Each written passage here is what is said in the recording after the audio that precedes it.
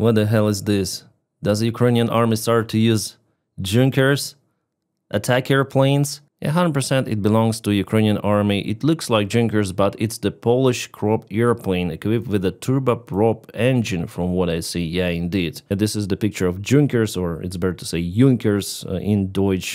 So it looks similar, yeah, to this Polish crop aircraft. I'll try to look for the type of this airplane, but it's not Junkers 87 100%. Well, here there are P-73 air-to-air missiles, actually, so it's like a fighter jet. And there are some of the aviation bombs, maybe even 2 of them, and 1 more missile. It's crazy, this guy is armed. What can I say, guys? Finally, we have some of the progress in using general type of the aviation in fighting drones. I just don't know why do we have bombs here. Maybe those are the extra fuel tanks, could be. But for the slow-flying airplane, missiles are used to shut down just Shahids, not the Russian Sukhoi 35 fighter jets. However, you know, it may sneak to the Russian territory at the very low altitude and try to harm Russian military air bases. For sure, the radars will not detect those very low-flying targets, but obviously it is the one-way ticket for pilot. That's why Ukraine is not conducting those kind of the missions. About the type of the airplane, actually I'm trying to find it. The Polish crop airplane, well, this looks similar, but it has different engine. Pizel A-10B, it looks pretty much similar, but for sure this is the turboprop engine, because you see the nose is pointing towards, because the turboprop engine is way smaller compared to the piston one, and the exhaust is up front, so it uses jet fuel 100%, and you may see how good it really looks like. Awesome airplane. And for a pilot it could be less risk even compared to F-16 pilots, because they will fly for sure very far behind the front lines to shut down the Shahid drones. And you'll not have those issues, like for example this is the Ukrainian MiG-29, so it shuts down the drone, but the speed of the airplane is very fast, so it has to reduce to the minimal speed, then launch the missile. Otherwise, there could be some of the debris which might harm the airplane itself, because it's fast moving. And actually it happened before with Karaya pilot. He shut down one of the drones. It was very close to the airplane. The airplane sustained damages which didn't allow it to fly any longer, and Karaya ejected, and he received some of the wounds, but he continued to fly in the Ukrainian Air Force. So because of those risks, obviously using general aviation airplanes is good solution. Well, Ukraine is also using Yakovlev 52 sport aerobatic airplanes. Also, they are used for the pilot training. And this Yakovlev was filmed by the Russian surveillance drone. The downside here that one of the pilots flies the airplane, then the other one, well, it's a tail gunner, let's say. He's there with a rifle and tries to aim the drone manually. The precision, you may understand, you have to get very close to the drone. And it creates the same problem as with MiG-29, too close to the possible kaboom. And not long time ago, Ukraine lost actually one of the Yakovlev 52 because of the very close proximity explosion. We had those news from the last month, so Ukrainian pilot with the telling call sign Kamikaze, who tried to shoot down Giran fighters over Odessa, Giran drones over Odessa in Yakovlev 52, did not return to the airfield because it was the close proximity explosion. So of course, if Yakovlev had some of the machine guns, at least it would be much better. About missiles, they're too heavy for this airplane to be installed. But machine gun, why not? And Russia actually tried to modernize their Yakovlev 52 airplanes with some of the radar, and they put the shotgun on one of the wings. So here we have some of the pictures. With shotgun, I think it's the stupid idea totally, because shotguns, they have the short range, so again you have the same problem with the drone, which might explode very close to the airplane. But it's like the first step, and they put this huge radar. It really adds a lot of the drag, so characteristics obviously changed, and actually Yakovlev 52 airplanes, they're not reliable, they're kind of old, so There should be some of the new solution. I'm speaking about Ukrainian army. Russians, they obviously do not have alternate, but Ukraine may have some of the options from allies. Like for example, this one. This is A-29 Brazilian light fighter jet, usually used for the pilot training. This thing is very powerful. I think it also has the machine gun. It may carry lots of the load. So yeah, the turboprop engine is also there. So those could be used by Ukraine, but Brazil, again, it has some interesting policy towards the Russian-Ukrainian war. So I wouldn't say that Brazil is really eager to supply those airplanes, but Ukraine could potentially purchase those. And what's the good thing here, that it's the beginner airplane for Air Force, so you don't need to have this long training to get the rating to fly F-16 or Mirage 2000 whatsoever. You can easily fast train on this airplane, fly it around, shutting down Shahed drones, and later on with some flight experience, actual combat experience, you may have your type rating on sophisticated jets like F-16. So yeah, it's called A-29 Super Tucano. I wonder about the price. And I think it really looks beautiful. Reminds me a little Mustang fighter jet from the Second World War with this hump. Another alternate could be AT-6 Wolverine, made by Beechcraft Company. It looks like this. So actually, it is the good airplane for the combat missions, even to target Russian positions, because you may see here there are some of the gliding aviation bombs which could be installed. Here you see the capabilities, what it may carry. So GBU, kind of heavy gliding bombs, 500 pounds. Nice, with enhanced GPS, laser guided bombs. Yeah, I think French bombs also could be installed. So it could be some sort of the light alternate to this one, because Ukraine is running out of the attack airplanes. And there are some of the questions of whether Ukraine really needs A-10 airplanes. I would say yes. Because actually Ukraine is forced to use MiG-29 fighter jets as the attack airplanes, so the same job could be done by A-10 easily. The speed could be pretty much easily. For precise drop of the bomb, you actually have to slow down the airplane a little. Plus A-10 is more maneuverable, so it has less radius to get out from the place.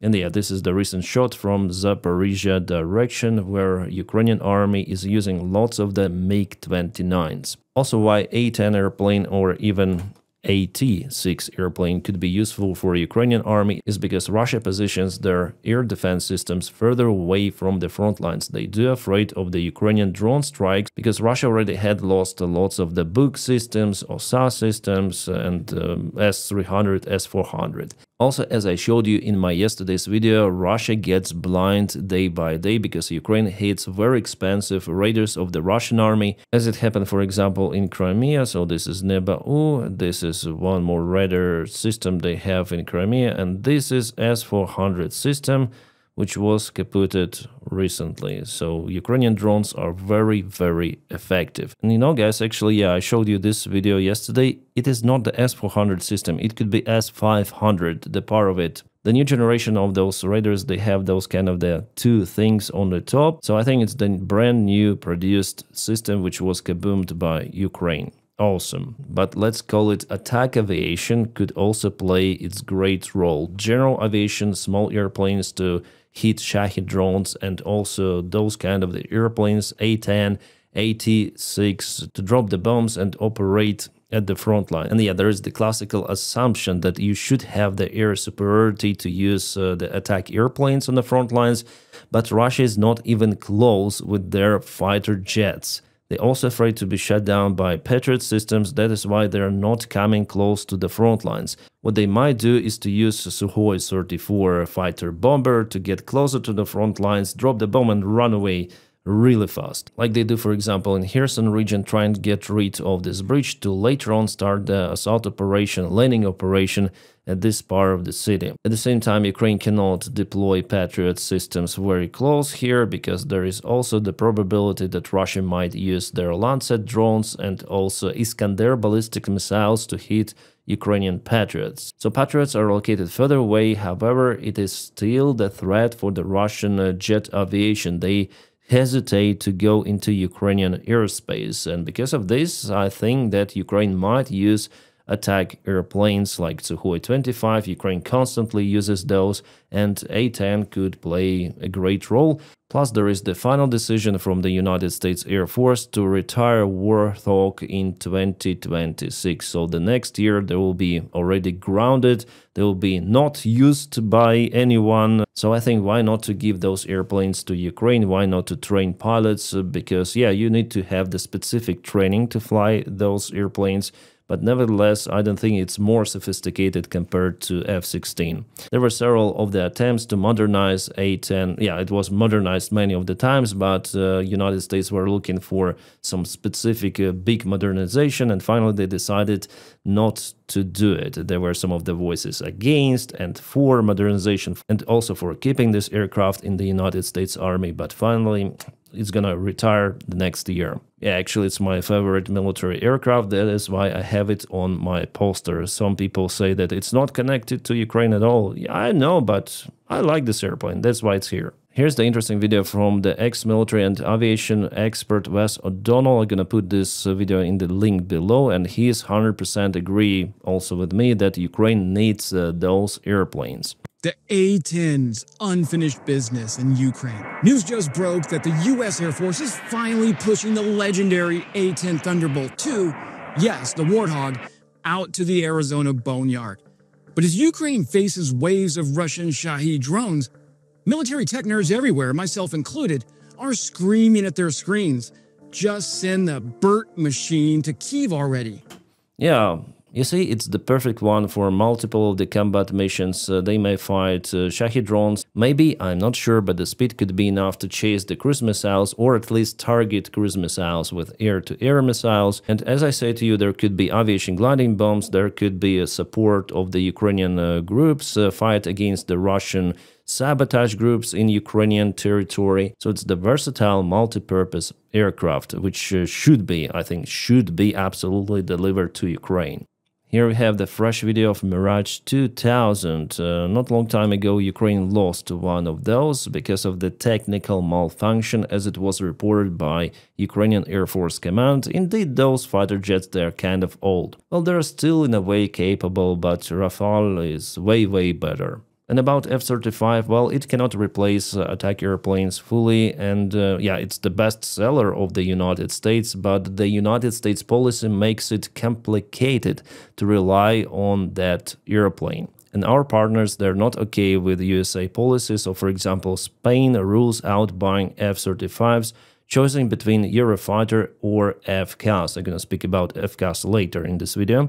So why Spain is no longer considering the option of buying United States kind of the good airplane, let's be honest. Well, because administration of the White House, they say that they might reduce the capabilities of the newly built jets. They were speaking about F-47, the project jet that for allies they're gonna reduce, downgrade for purpose the characteristics of the airplane, but the story could be the same for F-35, and also if you purchase F-35 you rely on the spare parts, on maintenance, on training in the United States of America, and their policy towards allies is unknown. As we know from the Ukrainian experience, remember the case how Pentagon took 20,000 of the air-to-air missiles from Ukrainian army. The contract was already signed, but now United States might say any day, any hour, any minute, we're gonna cancel your contract because we need it. And actually we have disturbing news coming today again from Pentagon that multi-billion-dollar contracts for Ukrainian army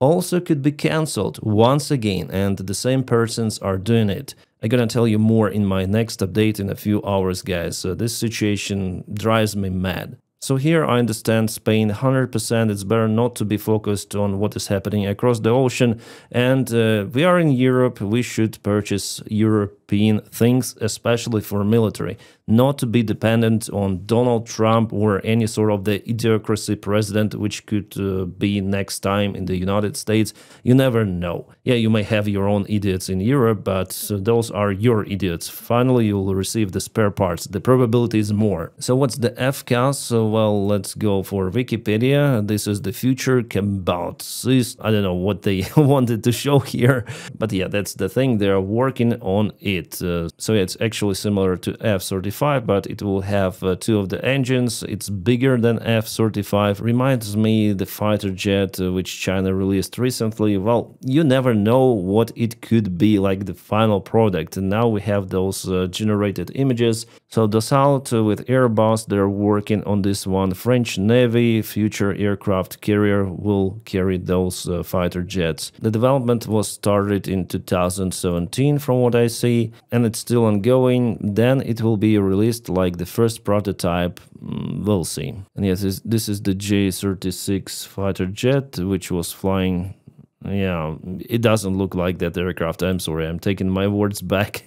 This is something really strange. My friends, thank you for making my job possible. With your kind support on Patreon, you motivate me to film more and more every day, so stand by for one more video update, maybe 2 more videos today, we'll see. But I want to work hard to deliver you the most detailed information and the latest updates from Ukraine, and not only. Just in case, my Patreon link is in the video description below. Now guys, I wish you all a peaceful sky wherever you are, and have a great time.